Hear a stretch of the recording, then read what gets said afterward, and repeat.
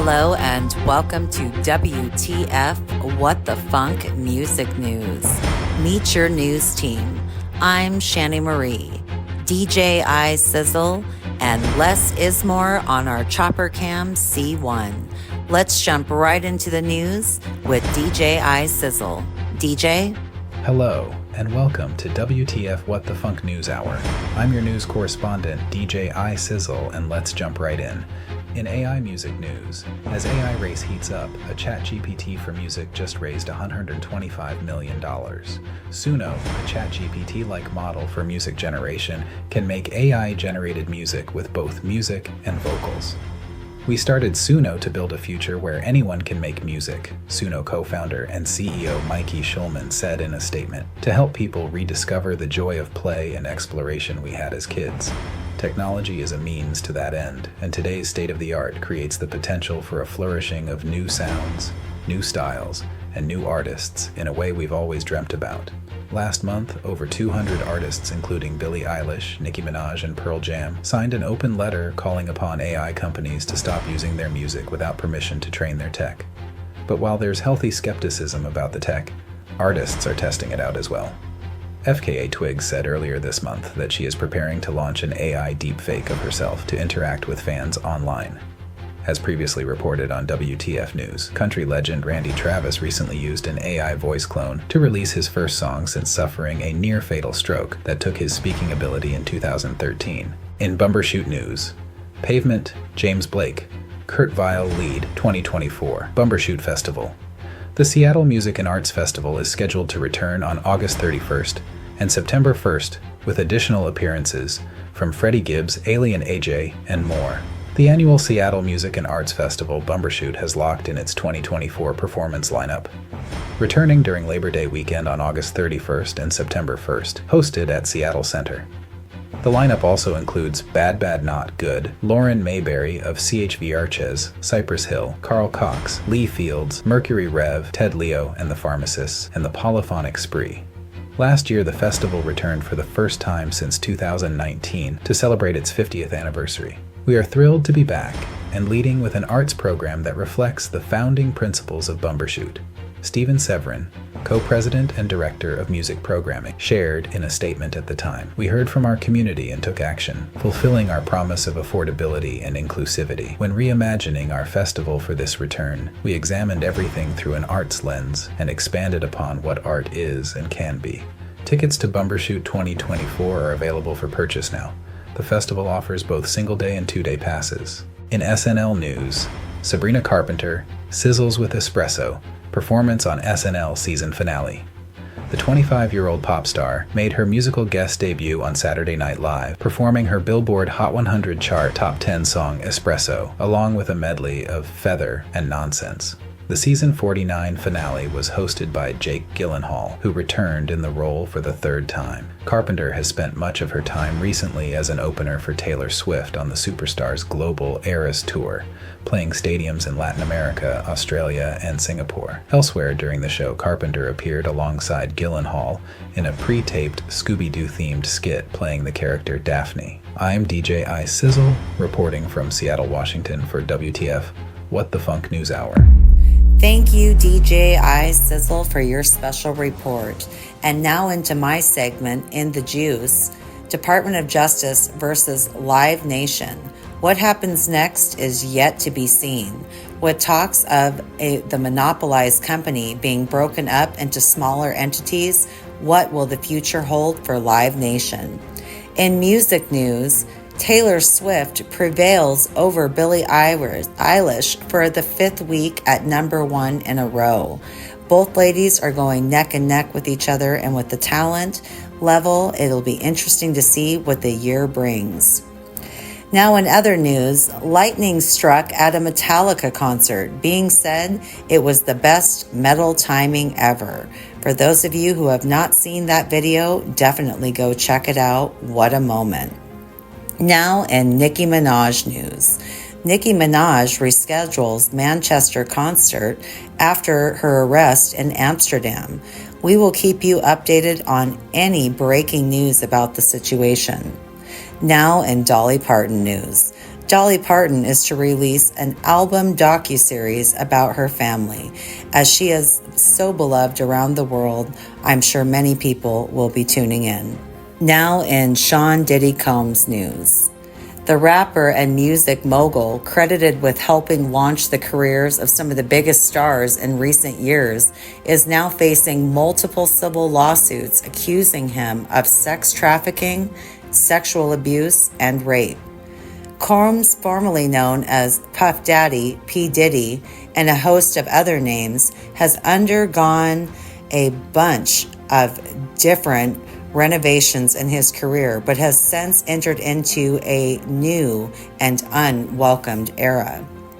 Shocking video was released of the rapper attacking his girlfriend Cassie, as two more women now have came forward. We will keep you in the loop of what's going on there. And folks, that is going to wrap it up for my segment In the Juice. I'm Shanny Marie, and now I'm passing the news on to Les Ismore on our C1 chopper cam. Les? This is Les Ismore hovering over the Capitol for WTF News on the C1 chopper.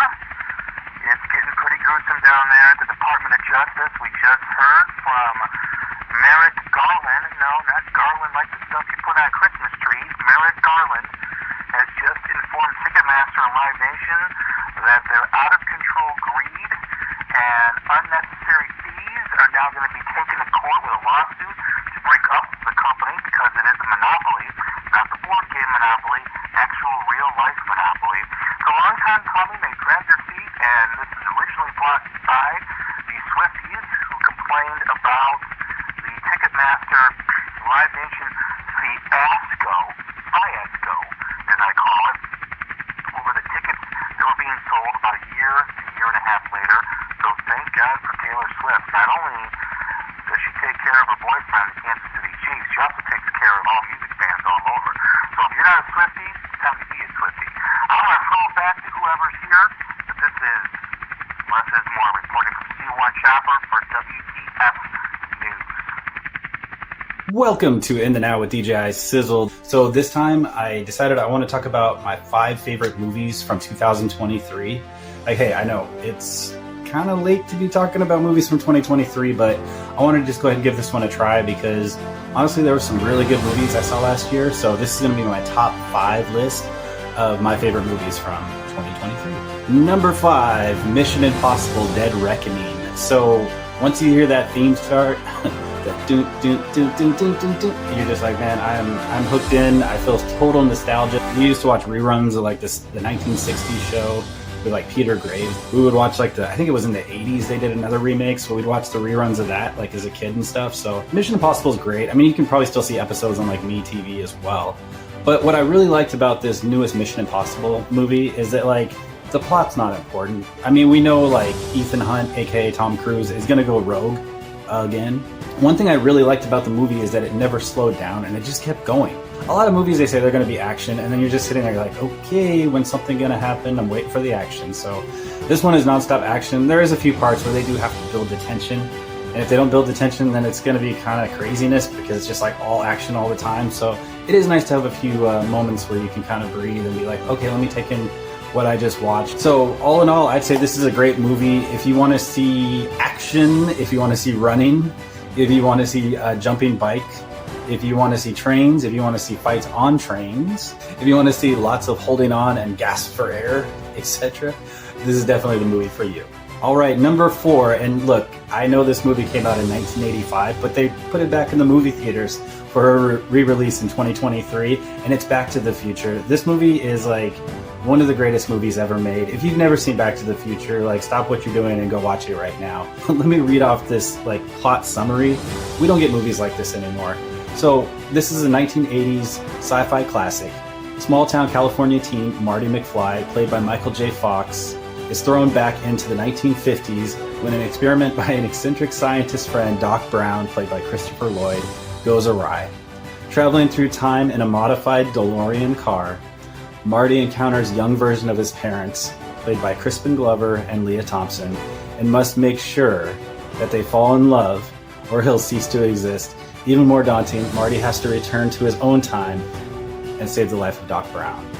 Everything about this movie is perfect. It's lightning in a bottle. It has a great score. The soundtrack is awesome. I mean, Huey Lewis with the Power of Love. I mean, it's such a good song. It's timeless. I still listen to it today. I hadn't seen it in a little bit. I watched it again, and it's as good as I remember, if not a little bit better. Number 3, Teenage Mutant Ninja Turtles Mutant Mayhem. Look, I saw one of the first trailers. I'm a huge Ninja Turtles fan. I'm not wearing a Ninja Turtles shirt right now, but if you look at my photos and you look at videos of me, I'm always wearing some sort of Ninja Turtle t-shirt, hoodie, sweatshirt, whatever it is. I'm a huge fan. I grew up watching the Ninja Turtles cartoon, used to collect all the toys, trade them with my friends.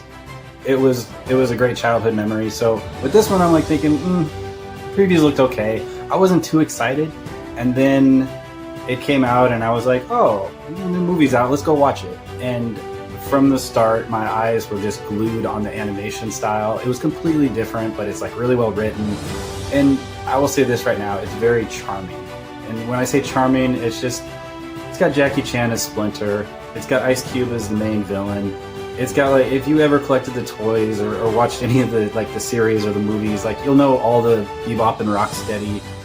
It's just really fun. And the Turtles are voiced by teens, which is like a first, I guess, which I was really surprised with. But all in all, it's just a great watch. I watched it the other night, and I was going to watch another cartoon, like some sort of cartoon movie, and I went back to it because I was like, this cartoon isn't as good as the Teenage Mutant Ninja Turtles Mutant Mayhem. So if you get a chance, I would definitely recommend this one. The soundtrack is great, 90s nostalgia as well. A lot of hit songs that maybe you hadn't heard in a while and you forgot. It's just a good time. Check this one out. It's great for Sunday afternoon. Number 2, Dungeons and Dragons Honor Among Thieves. Now, I'm like just as surprised as you. I was thinking this movie, Honor Among Thieves, was not even going to be remotely good. And then I heard like a video or somebody quoting it, and they were like, Jonathan, and they kept like saying it over and over again. And I don't know, I thought it was kind of funny. So I was like, all right, you know what? This movie's on streaming. Let me give it a try. I put it on, and the dry wit and sarcasm in this movie just starts and does not let up. And it's just like, Chris Pine is just great in this movie as the lead. Just a fun adventure movie, like movies they don't make anymore, like something that kind of like from the 90s, you know, and you're going along for the ride, and it's just fun. All the characters are fun to watch, and it's harmless humor, but it's just really funny, witty, sarcastic humor. And all in all, like, I've found myself like putting this movie on and watching it like 5 or 6 more times in like the last couple of weeks. I don't know, it's just like soothing. It's just fun to watch, and there's a special cameo in this movie. I won't spoil it for you, but it's really funny as well. And then also there's a scene where they go to the graveyard, which is like, if you want a masterclass in comedy writing, this is like so good. And it's just a fun watch. And I was so surprised by this movie. Believe me, I did not think this movie was going to be good. And it now has become one of like my second favorite movies of last year. All right, number 1. The number 1 movie is the Super Mario Bros. Movie, which, again, this is another one. I had low expectations going into this movie. I'm like, well, maybe, like, we all like playing the video games growing up. Like, it was just good fun, and you feel nostalgic, and you like Mario, and you like Luigi, and you like the princess, and you're just like, oh yeah, that was fun growing up. I remember that. And then you're thinking, a movie, huh? Well, it's animated. Well, let's give it a go. I was hooked from the start. I felt myself just wanting to be in this world, you know, like I just got wrapped up in this world, and I wanted to go along for the ride. And like, highlights for me are Peaches by Jack Black. So good. The star that is super negative and dark about everything in life is just really hilarious. We get the theme song throughout, which is just pure nostalgic fun. And it's got a great 80s soundtrack. Take On Me plays by a-ha. It's just really fun. I would say if you want to go on a fun adventure, and I just get wrapped up into it, like if I got to do something or whatever on my phone or whatever, check my social media, I'll just put it on in the background, and it's just fun. You know, it's just fun to watch, and I don't know, it's just such a vibe, and it's very satisfying. Let me know what you had on your top 5. Were they even anything like mine? Put it down in the comments below. We'll talk to you soon, and remember, always have a positive day. It's a choice. Yeah, go from there. All right, we'll talk to you soon. Bye. That's going to conclude it for this week's WTF What the Funk Music News. Thank you so much for tuning in, and until next week, everyone, we'll see you all soon. Bye.